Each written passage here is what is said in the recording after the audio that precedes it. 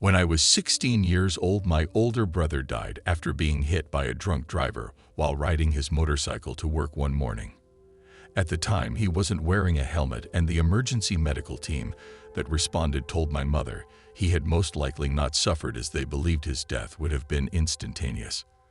Up until this time, I had always went to church. My entire family did. After Mark's death, though, I could not bring myself to even consider entering a church.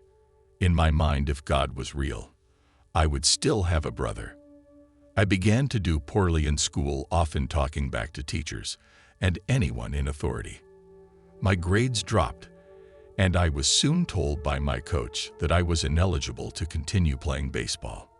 I won't say people didn't try to help me, because countless adults did attempt to break through the walls I was building around myself.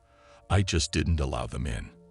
It wasn't long before I completely gave up on myself as well. I dropped out of school. It's not like I went into the school office and withdrew myself as a student. I simply quit going. In fact, the school resource officer brought me paperwork stating I had to go to court with my parents to explain my absences. I began to drink as well.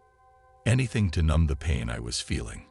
The night I had my NDE, I had snuck out of my house and went to a party one of my few remaining friends had heard about. At the party, I proceeded to get as drunk as possible, which soon led to me becoming quite obnoxious, and in turn led to some guy about twice my size beating the crap out of me when he felt disrespected. Needless to say, I was ejected from the party, and already being drunk, I chose to walk home. I remember being mad at my friend I had ridden to the party with, although I don't think I even had a reason to be mad with anyone but myself. After arriving home, I passed out in my bedroom floor. My reasoning was that it was closer and cooler, and I felt hot. The next thing I know, I am standing beside myself, looking down at my drunken body and seeing vomit pool around my mouth. My head was tilted to the side just enough for some to get out, but evidently not enough, and I was asphyxiating on what couldn't drain. Then I saw it, the tunnel of light, and I was being drawn towards it at a rapid speed, which only got faster after I entered. Faster and faster I went towards a light that kept growing closer and closer until suddenly I had reached it. To describe this light as anything less than the most perfect love in the universe would be to do it an injustice. It felt like being home, and I have never felt such peace before or since. A voice began to communicate with me, not in spoken words, but in my mind, and I with it without speaking as well. This voice told me to look at my life, and I was given a life review. It was as if every moment of my life was being shown to me on a large screen with pauses at various places. During these pauses, I got to experience whatever the situation I was being shown through the other person's feelings.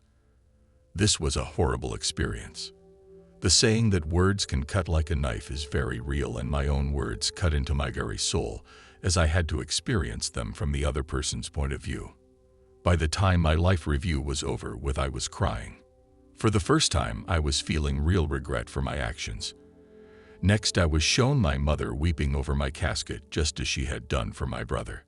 The hurt in her eyes was almost too much to bear. Then, to my surprise, the voice asked me, "Do you see why you have to go back?" In reply, I questioned how I could possibly go back if I were already in my casket, to which the voice answered, "What you were shown is just one possibility. Time does not exist here. I can send you back." "Do I have a choice?" I asked. "There is always a choice. You were gifted free will when you were created." As much as I would have loved to stay in the light forever, I knew instantly that I would be returning to my body, if only to stop my mother from having to cry over my casket.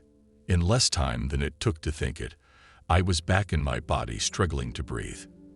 I was still drunk, but as I sobered up, I learned that my father had gotten up to use the restroom, and as he was returning to bed, something told him to check on me in my room. He found me unconscious and not breathing. He immediately cleared out my mouth and throat as best he could before starting CPR on me.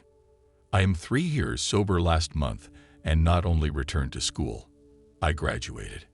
I did take a gap year to work before starting college, as I really am trying to do better and think it would be unfair to saddle my parents with paying my tuition.